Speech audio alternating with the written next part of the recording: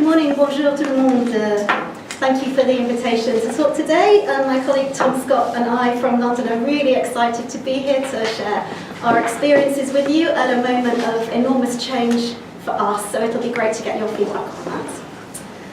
So, in case you don't know, and probably many of you don't know, Wellcome Collection is a free museum and library based in central London.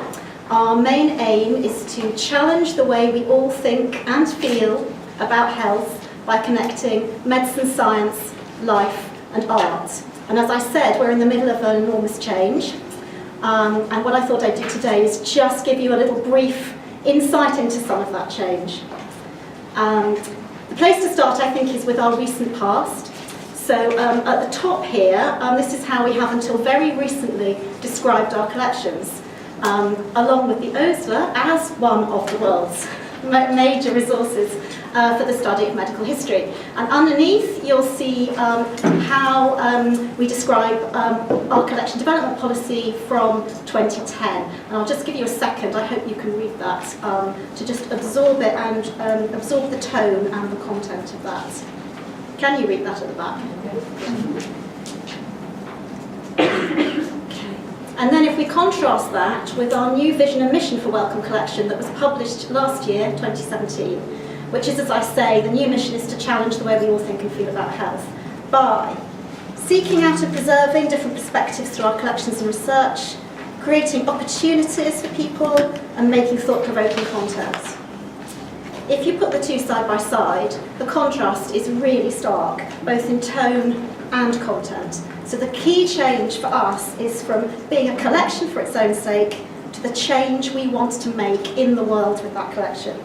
In terms of collection development then, we are moving from incremental acquisitions, building on existing strengths and plugging gaps, to seeking out different perspectives, from passive to active, from responsive to strategic, from collecting to creating content, from medicine to health, and from the expert voice to different perspectives.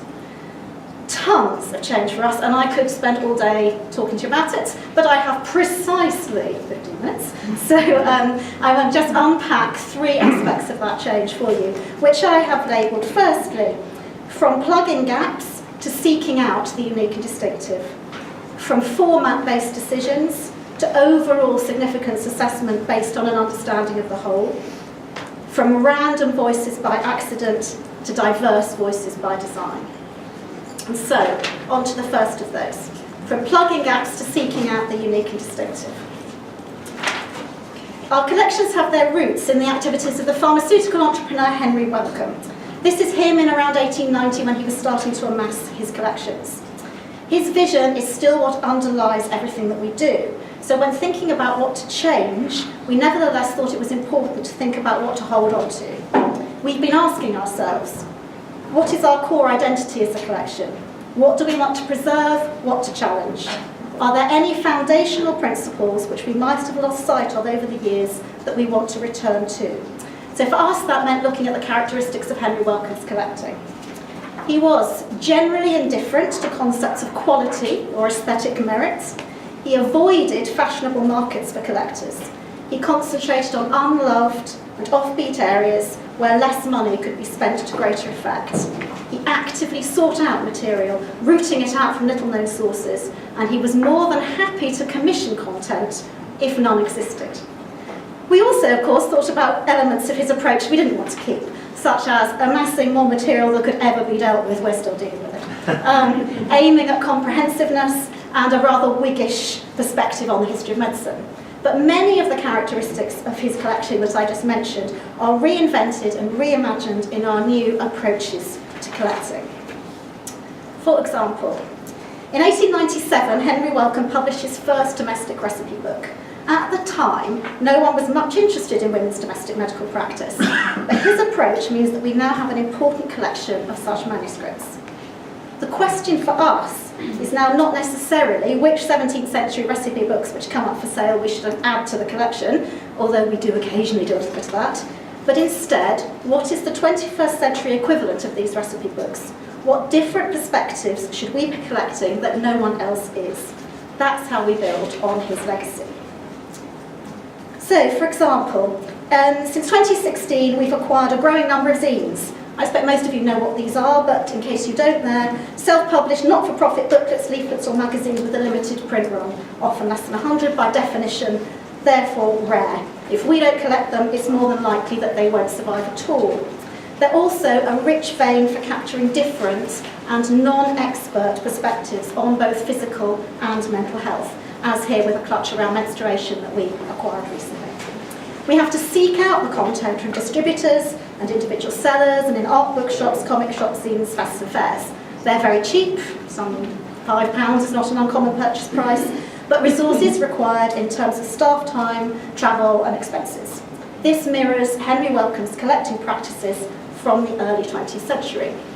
So, collecting in new areas. What do we stop in order to be able to do that? I'm going to give you one example. We've stopped a few things, but the first example. We already have a collection of around 80,000, 85,000 books and documents published before 1851. In a single year in 2000, we bought over 160 volumes to add to the collection.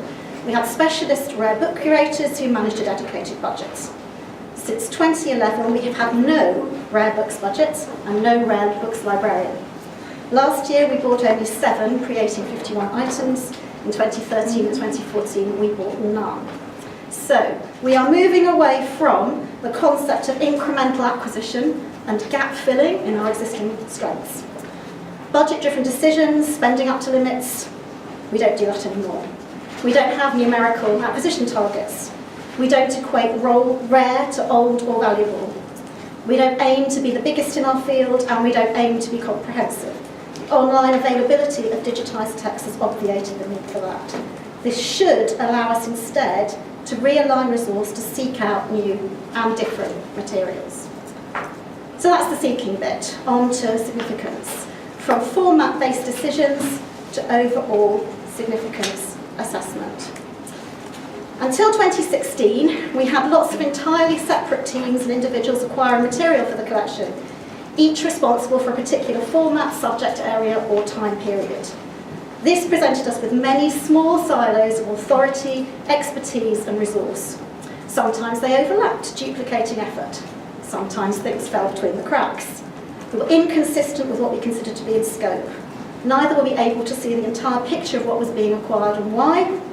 And a problem also occurred when we were presented with things which were clearly important, but that no individual team or curator fell within its area of responsibility, and no single team was equipped to deal with alone in terms of skills, experience, or resource. So, we've restructured. We've moved from having lots of small cells to multidisciplinary teams and a unified structure. I thought it was a good metaphor here to use double helix. This is Francis Crick's original pencil sketch of the double helix as a unified structure. Well, I think it was good. Anyway, so we have multidisciplinary teams and a unified structure where we take decisions with an understanding of the whole. Changing our organisational design and budgetary control mechanisms has been essential in shaking us up to think differently. I can't say that it hasn't been painful, but it has borne fruit. For example, we recently acquired this large collection of pamphlets, grey literature, ephemera and countercultural publications on drugs and drug use, many of which are extremely rare or perhaps even unique. When we were first offered it, it was many hundreds of boxes. So the archivists on the team, this is large but not a deal breaker, we're used to dealing with material in bulk, we can take macro appraisal decisions, no problem. But it wasn't an archive in the traditional sense. So it was passed around various library teams who had neither the skills, the workflows, or the resource in place to tackle it. It took us almost 10 years to finally agree to take this really significant collection, which should have been a no-brainer. In the interim period, we had restructured and brought all collection development decision-making together into a single multidisciplinary team of librarians and archivists. They make decisions based on the significance of the material, not whether it fits into existing acquisitions, workflows or models based around formats. So that was significance. Now on to diversity. From random voices by accident to diverse voices by design. As we've already seen, our collections do include many types of voices, as in this manuscript. The comments scribbled next to the recipe here reach out across the centuries to give us a powerful sense of individual women's lives and experiences. And Franshaw's note endorsing a red powder to be taken after miscarriage, "I have found good experimentally of this medicine," is all the more poignant since we know that in the 22 years of her marriage, she bore 14 children and miscarried 6 times. But there is no escaping the fact that the majority of our collections are from the point of view of the elite, the privileged, the expert. Although the female inmate of a 19th century asylum appears to look at us directly from the pages of a casebook, the document itself is clearly the product of male professional psychiatric practice. This is all well known. What do we do about it? We've recently begun experimenting with active collection initiatives, which are about deliberately seeking out new material with a view to diversity of voice. The zines I mentioned earlier are one example of that. The latest one, which I haven't got time to talk about, I don't think, is going to be around assisted reproduction. But I'm going to just finish with an example of why I think it's important that we bother to do this and that we do make changes in order to make it happen. Between 1958 and 1962, the drug thalidomide was widely prescribed to pregnant women in the UK to relieve the symptoms of morning sickness and sleeplessness, with devastating results. It is estimated to have caused the death of or severe birth defects in around 650 children who were born alive. The number of stillbirths, mercy killings, and natural or induced abortions is unknown. Many who survived have only rudimentary arms and legs, damaged hearing or eyesight. A few have brain damage, sensory damage, or extensive damage to the internal organs or the entire skeletal structure. Many spent all their childhood in residential institutions. They often underwent a series of operations to make them appear more normal. Some are about to celebrate 60th birthdays that they thought they would never see. It was probably the worst medical disaster of modern times. So, how do we reflect it in our collections? Traditional archival collections of the organisation set up to support the survivors? Maybe. Or with the voices of those most intimately affected? I've talked a lot about diversity of voice, so I thought it would be appropriate to finish, not with my voice, but with that of someone born affected by the drug thalidomide, discussing the guilt their mother felt about taking the drug during pregnancy. So our aim, and the change we're in the middle of at the moment, is to realign collecting practices, resources and effort so that we can seek out and preserve more voices like these, which really challenge how we all think and feel about health. It's difficult, but yes, we have always spoken about it. I knew from a very early age, I think 5 or 6, that my arms were different to everybody else's because Mum had taken a drug. So I actually do remember the day that my mum and I spoke about it, and we sat on the stairs in my mum's house. And I'm not quite sure what provoked the conversation, but I do remember her telling me why she took the drug, and she didn't know that that's what it would do, and that she was really very, very sorry. And I do know she carries the weight of the guilt today still. And probably, apart from everything, that affects me the most is her guilt, because I do not hold her responsible whatsoever. She is as much a victim as I am, and she went through hell as well. As difficult as my life has been, she has gone through it every step of the way with me. And I do wish that she would absolve herself of the guilt. I really, really do. That would be my wish. Thank you.